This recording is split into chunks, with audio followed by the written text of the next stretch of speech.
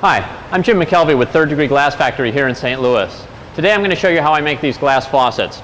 And it's a pretty ancient technique. We do it using this. It's a stainless steel blowpipe. It's about 4.5 feet long, and it's just a big piece of steel. And over here I have a big tank of clear glass. Now my assistant Steve has already got a piece of green glass ready, so we're going to be making a green faucet today. But it starts with a piece of clear. And this is very important because since there's water going through this, we don't want the colored glass hitting the water. We want only clear glass in contact with the water. So what I'm going to do is I'm going to make a bubble of clear glass that's going to be on the inside of the faucet. So this clear glass that you see now on the end of the pipe is actually going to protect the inside of the faucet surface from the color that Steve has. Now it's not that the colored glass is that harmful, but there's some metal oxides that give the glass its color that you just don't want in contact with drinking water. And this clear glass is totally lead-free and very safe. It's the same glass that they make drinking glasses out of in your home. So what I'm going to do is make a little hole in the glass by blowing here.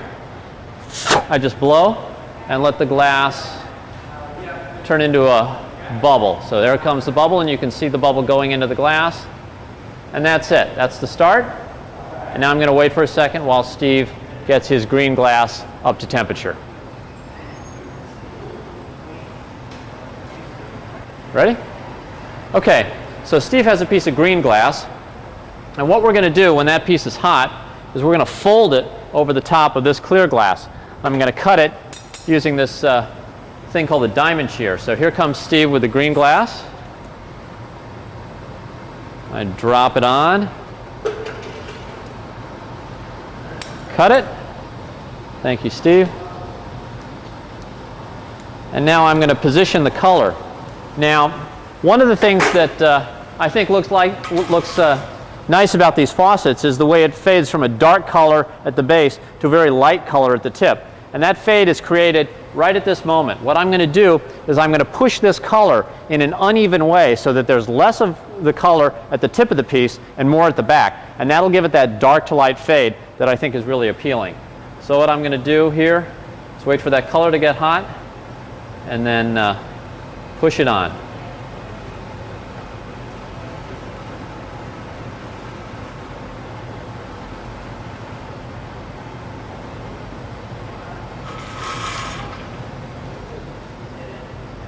Okay,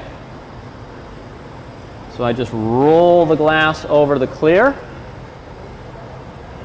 like so.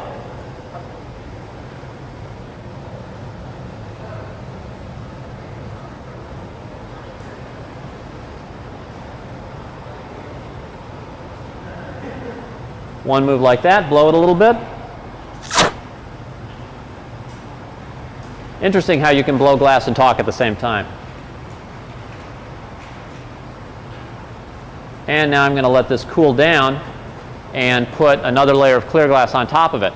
While it's cooling, I'll tell you the story of how we invented these glass faucets. We never intended to be in the plumbing business, but what happened, last year we hosted here in St. Louis the world's largest glass art conference, and in doing so, we wanted to make some sort of fancy bathrooms. So we made very elaborate bowls, which we drilled holes in and turned into sinks. Then we went out looking for some faucets, and we couldn't find anything on the market that looked really good with our glass sinks. So I said, well, I'll just make some. And it took me 6 months to make the first one. They were very difficult to make, much harder than I thought. But eventually made enough for our bathrooms. And then people started going into the bathrooms and coming out saying, hey, can I buy one of those faucets? And for the first 2 months, the answer was no. And then I finally realized that this might be a product that people would like. So we make them. And as you know, they're very expensive. But you'll see why in a minute. Okay. This is now cool. We're going to add another layer of clear glass to the surface. So I go back over here to the furnace. Now the furnace is a sort of interesting machine. It runs 24 hours a day, 7 days a week. We never turn this off except when it starts decomposing, and then we have to rebuild it maybe once every year or two. So I'm now putting a layer of green glass. I'm putting clear glass over the green glass.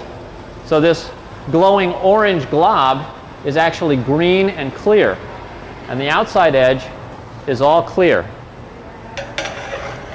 Now to shape this, We just use a very low-tech block of wood.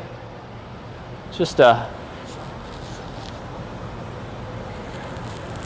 piece of fruit wood that's been used to shape a lot of glass, so it's all burned up here.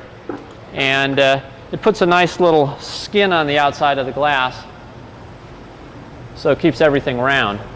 And now what I'm going to do is marver it. And marvering is what glassblowers call rolling a piece on this metal table. This metal table in the old days was made of marble and used to be in every glass shop in the world that had a piece of marble. Well, in a modern shop we use steel because steel is actually a little bit better at cooling the glass than marble was. But in the old days they couldn't form marble into, or they couldn't form steel into nice flat surfaces.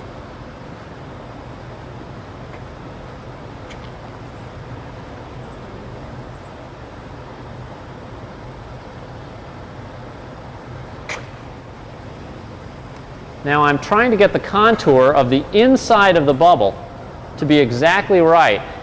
And this is what took me 6 months to learn how to do. Because if the contour isn't right, then the final shape of the faucet can be too weak. And it's not a good fixture.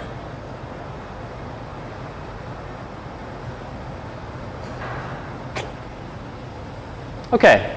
So now we have a layer of clear glass covered with a layer of green glass covered with another layer of clear glass. And I'm going to put one more layer of clear glass on here in a second when this cools down.